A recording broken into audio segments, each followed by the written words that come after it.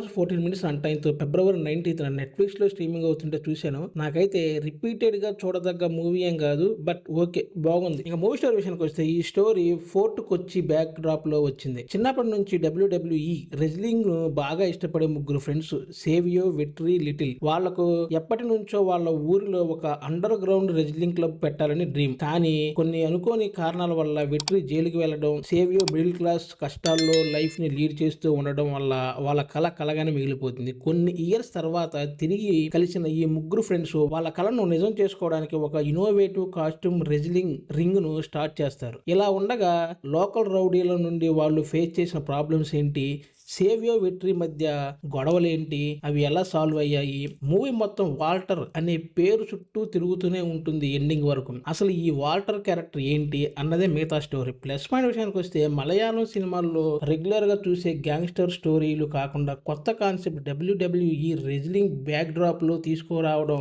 ఈ మూవీకి పెద్ద ప్లస్ పాయింట్. ఎందుకంటే ఇది చాలా కొత్త టెంప్లెట్, రొటీన్ స్టోరీ కాకుండా కొత్తగా తీశారు. క్లైమాక్స్ లో వచ్చే మమ్మూటి ఎంట్రీ తన స్క్రీన్ ప్రెజెన్స్ మూవీలో ఒక హై వోల్టేజ్ ని క్రియేట్ చేస్తుంది. ఇంకా రోషన్ మాథ్యూ తన ఇంటెన్స్ పర్ఫార్మెన్స్ బాగుంది. ఇంకా విశాఖ్ నాయర్ నెగిటివ్ షేడ్స్ ఉన్న క్యారెక్టర్ లో చాలా బాగా యాక్ట్ చేశాడు. ఈ మూవీకి తను ఇంకో ప్లస్ పాయింట్ అని చెప్పుకోవచ్చు. ఇంకా రింగు లోపల జరిగే ఫైట్స్ చాలా ఎనర్జెటిక్ గా ఒరిజినల్ డబ్ల్యూడబ్ల్యూఈని ఫైట్ ని మనం చూస్తున్న ఎక్స్పీరియన్స్ ని తీసుకొస్తాయి. ఆ విజువల్స్ అనేవి అంత బాగా ఆర్ట్ వర్క్ ఉంటుంది. ఇంకా క్లైమాక్స్ ఫైట్ సీన్ మాత్రం ఒక మంచి ఎనర్జెటిక్ ఫీల్ ని క్రియేట్ చేస్తుంది. ఇంకా శంకర్ ఎహసాన్ లాయ్ అందించిన పాటలు బాగున్నాయి. ముజీబ్ మజీద్ ఇచ్చిన బ్యాక్గ్రౌండ్ స్కోర్ యాక్షన్ సీన్ ను నెక్స్ట్ లెవెల్ కు తీసుకెళ్లాయి. ఆ మ్యూజిక్ కి ఆ యాక్షన్ సీన్స్ అనేవి చాలా చూడడానికి విజువల్స్ కూడా ఒక రేంజ్ లో ఉన్నాయి. ఇంకా Anand C Chandran cinematography visuals చాలా బాగున్నాయి. పర్టికులర్ గా బాక్సింగ్ రింగ్ లోపల కెమెరా యాంగిల్స్ రెజ్లింగ్ ఫీల్ ను పర్ఫెక్ట్ గా ఇచ్చాయి. ఇంకా stunt master Kalai Kingson compose చేసిన ఫైట్ సీన్స్ చాలా నేచురల్ గా ఇంకా స్టైలిష్ గా ఉన్నాయి. ఇంకా మైనస్ పాయింట్ విషయానికి వస్తే కొంచెం నెరేటివ్ చాలా